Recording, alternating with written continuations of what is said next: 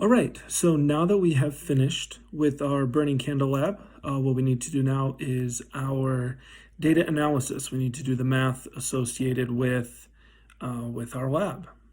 And the first thing we want to do before we can do any analysis is make sure that we have all of our data. So make sure that all of our data appear in the procedure. 1, 2, 3, our three masses are recorded. If you don't have it recorded, then there's not much you're going to be able to do. So first one, so mass of the plate, mass of the watch glass, I have right here 15.5, so I'm just going to write that in here, 15.5 grams. Mass of the candle and the watch glass, that tells me here is from procedure step number 2, which is 28.8 grams. Mass of the candle after burning, and tells me is in step number 4, which I have recorded up here, 25.3. All right, now that I have all of my data recorded down here in the table, now I'm going to start my analysis. And it'll tell me here that it's number 2 minus number 1. So here's number 2 minus number 1. This will tell me the mass of the candle before it started burning. So I'm going to do 28.8 minus 15.5, and I'm going to show all of my work in here so that when I come back to look at it, I don't have to question where my numbers came from. I'll make sure I put my units in. I can just come back and look at my work and be like, oh yeah, that's where it came from. So 28.8, get my calculator here, 28.8 minus 15.5 is 13.3 grams.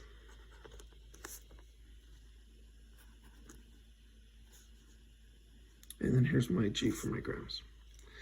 The next step, mass of the candle after burning, that's number 4 minus number 1. So here's number 4 minus number 1. So I'm going to do 25.3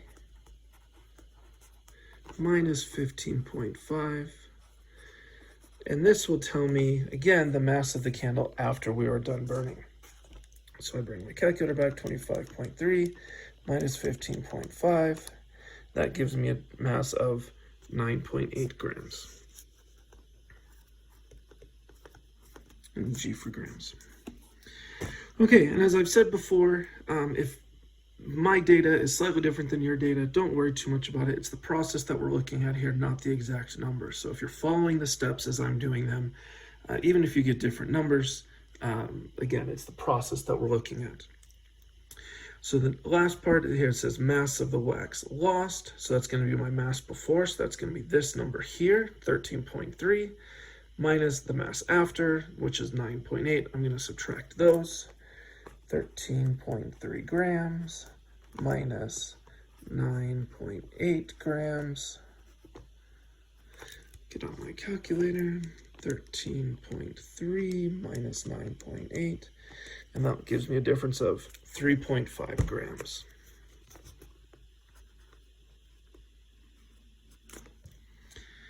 And that's how we fill in the data table. On to the questions. We read this first question here. Wax is a mixture of carbon and hydrogen called a hydrocarbon. Its formula is C25H52. The chemical reaction that took place in today's lab is shown below. Balance it. Now, we haven't talked very much about balancing, so I'm going to walk you through how to do that. Here we have our C25H52 plus oxygen. This is a chemical reaction called a combustion. That's what burning is. And we always make carbon dioxide, water, and energy. That's the light and heat. That's the flame that you see as the energy.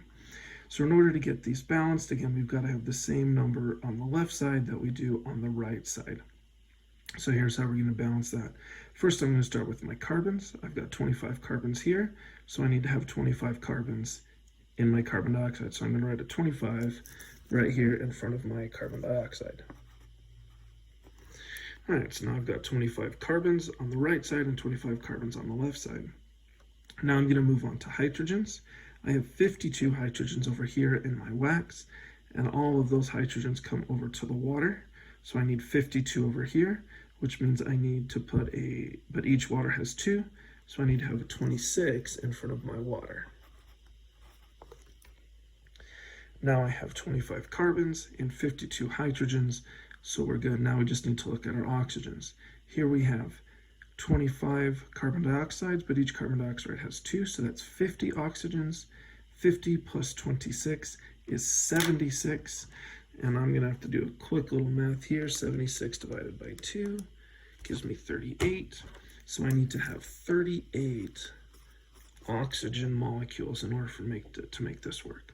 So like I said, we haven't talked too much about balancing equations. I'm not too worried that we don't know how to do this yet. It's actually what we're going to talk about next chapter, is how to balance these. All right, so that's question number 1. Moving to question number 2.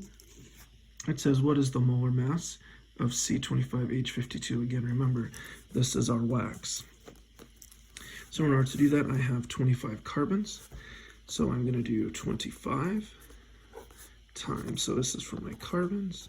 I'm going to do 25 times the molar mass of carbon, which is 12.011 grams per mole. And I know that because I've looked that up on the periodic table. And for hydrogens, I have 52 hydrogens. I'll multiply that by 1.008 grams per mole. Again, you look that up on the periodic table. Now I'm going to multiply those, add them together. So I have 25 times 12.011 plus 52 times 1.008, and that gives me a molar mass of 352.691. So that's 352.691. Again, that's grams per mole, and that's my answer. Question 3 says, how many moles of wax were present in the candle before it burned? Well, to know how many moles of wax, I've got to figure out the mass. So I go back over here to my data table. The mass of the candle before burning, I found was 13.3 grams. So I'm going to start with 13.3 grams of my wax, C25H52. And I need to convert this into moles. So what I'm going to do is I'm going to set up a table, a dimensional analysis table. Now, in order to get grams to cancel out and turn into moles, because that's what I want at the end, I want moles at the end, I need to put moles on the top here and grams on the bottom here. So 1 mole of this C25H52 of my wax is equal to, what is the mass of 1 mole? Well, I just found it up here. That's 352.691. And then I'm going to multiply, well, just make sure that my units cancel out, and I'm left with moles, and that's what I want. So now I'm going to multiply the numbers on top, divide by the numbers on the bottom. I'm going to skip the multiplication by 1, if that's okay. So we're going to do 13.3 divided by 352.691, and I get an answer of 0.0377 moles. And again, we round to 3 non-zero digits, so 377 moles of my wax, C25H52. And that's my answer for number 2. For number 3, it says how many molecules of wax were present. So remember, 1 mole is 6.022 times 10 to the 23rd molecules. So I'm going to take this number here, 0.0377 moles, and I'm going to multiply that by 6.022 times 10 to the 23rd.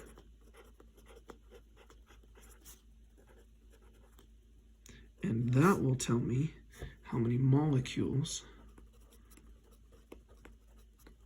of wax I have, C25H52. So I'm going to put that into my calculator. So again, 0.0377 times 6.022. Calculator has a special button here for scientific notation. So remember, if you have a TI-84 or TI-83, it's going to be second, comma, you'll have an EE on top. If it's a Casio, then down here at the bottom you have an EXP button. That's how you do scientific notation. On mine, I've got a button for it right here. So it's E23, and that will give me an answer of 2.27 times 10 to the 22nd. And that's going to be my answer for that question. Question 5, how many moles of wax were burned? Well, let's find out how much of the candle was actually burned. Go back over here to my data table. Mass of the wax lost, so that's how much was burned, was 3.5 grams.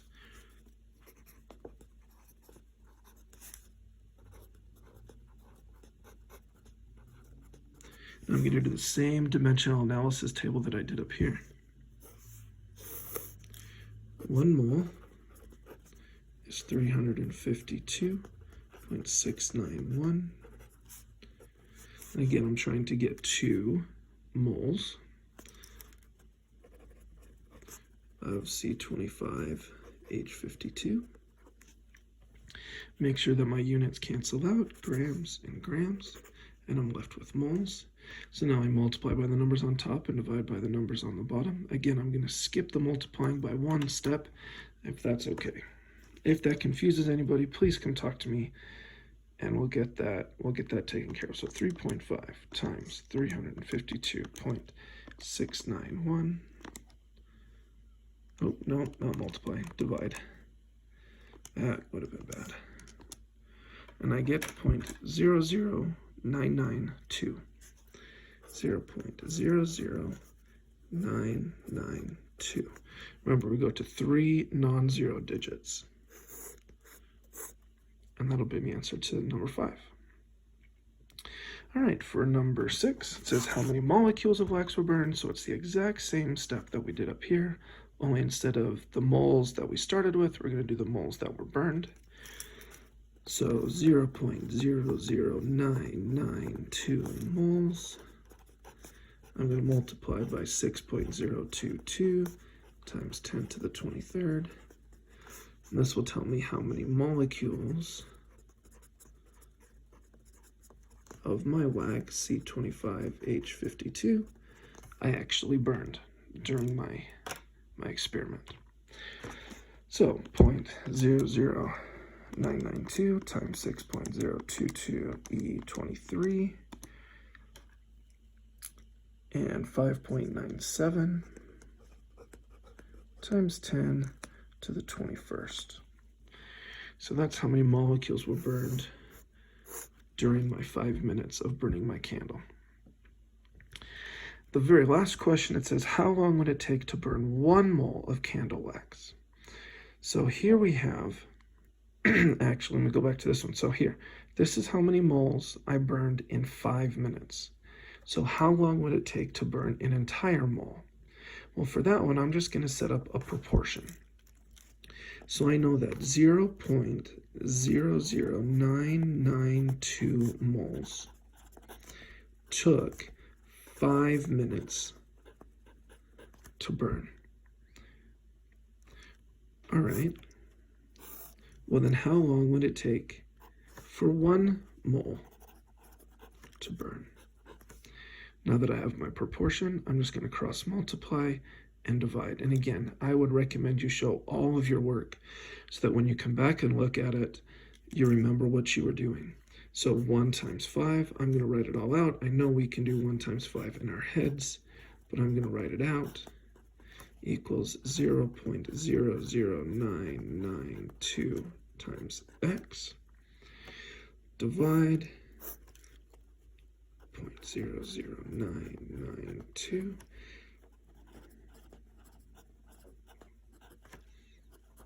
Those cancel out. And then I can just put this into my calculator. Okay, I'm going to do 1 times 5 divided by 0.00992. And I get 504. So it would take 504 minutes for me to burn an entire mole, 1 mole of candle wax. For context, 504 minutes, if I just divide that by 60, that is almost 8.5 hours. Now, you know how small these candles are. chances are it would not burn for 8.5 hours. But if we had a candle big enough, that's how long it would take. All right, so that's how you answer all of these questions for our post-lab analysis, for our data analysis. If you have any questions about any of the things that I did, you don't know why I did it, or you're struggling with it, or your answers don't match up, just let me know. Drop a comment or come see me after class. Have a wonderful day.